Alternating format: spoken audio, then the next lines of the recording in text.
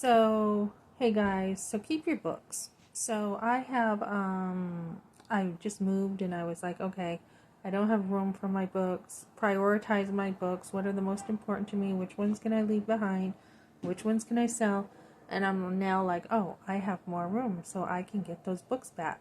So I am going to get those books back because books are a huge investment. I will be looking over some of the books that I used to read to now use for my YouTube channel, to invest in my YouTube channel now.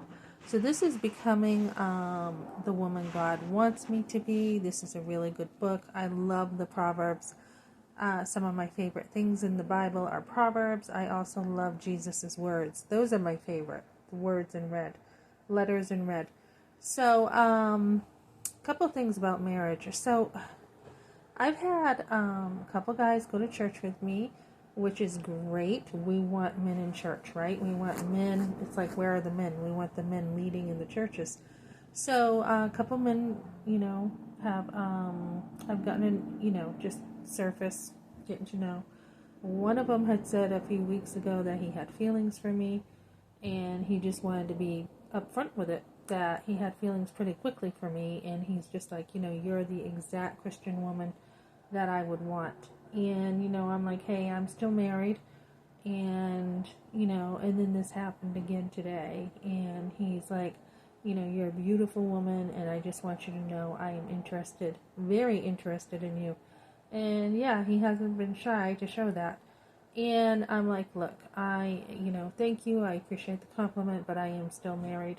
And, and he said, okay. And he said, I'll wait until you're unmarried then. And I'm thinking, push back, right? Push back because this guy's being awful bold, if that's what you want to say. And I just came out and told him that, I'm still, I'm not interested in anyone. It doesn't matter. I'm not interested. And I said I'm actually grieved about my marriage. So, what grieves God should grieve us, right? And God is close to the brokenhearted, and we should be very grieved. Not only when somebody's marriage breaks up, like I've heard a couple people have said to me, congratulations.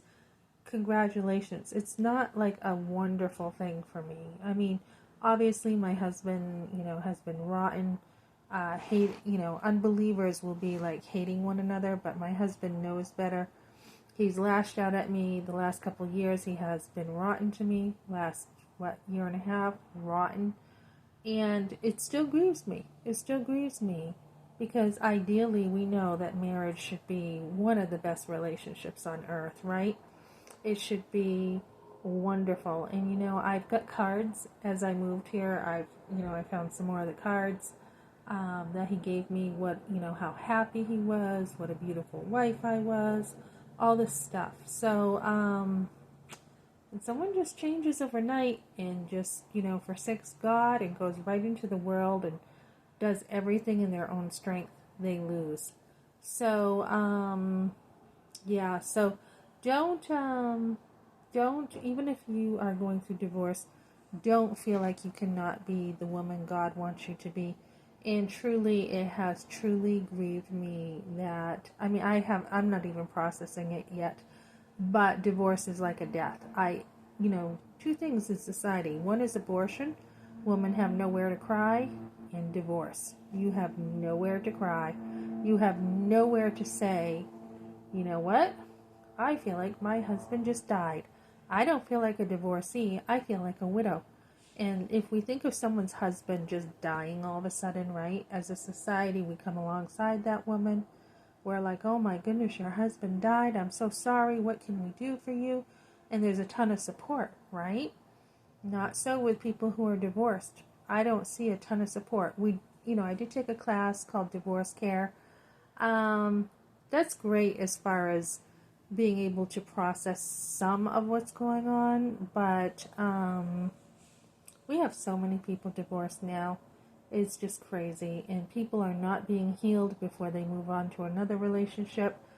And geez, after 33 years, I don't think there's ever a relationship that would compete with such, with anyone. And Not saying there's not great guys out there, but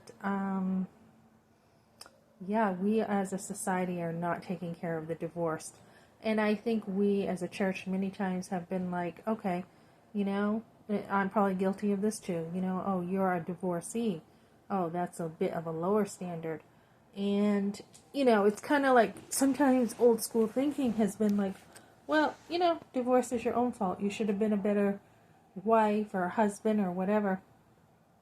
And there's nowhere, especially for men, I think, to grieve divorce because they're men and they have to take it.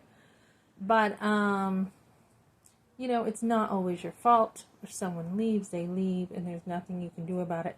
And this has been very similar to my whole abortion experience. And this is why it's so important to heal in life, because you don't know what's coming next. So when I had the forced abortion, my boyfriend, you know, pretty much did not fight. I mean, he had his parents, you know, down his throat basically.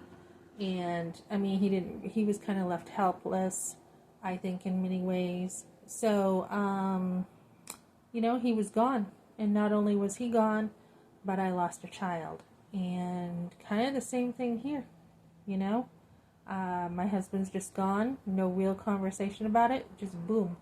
So, yeah, so I do think as a society we need to give, you know, people who are divorced extra care so that they can heal and know that God is never going to leave them.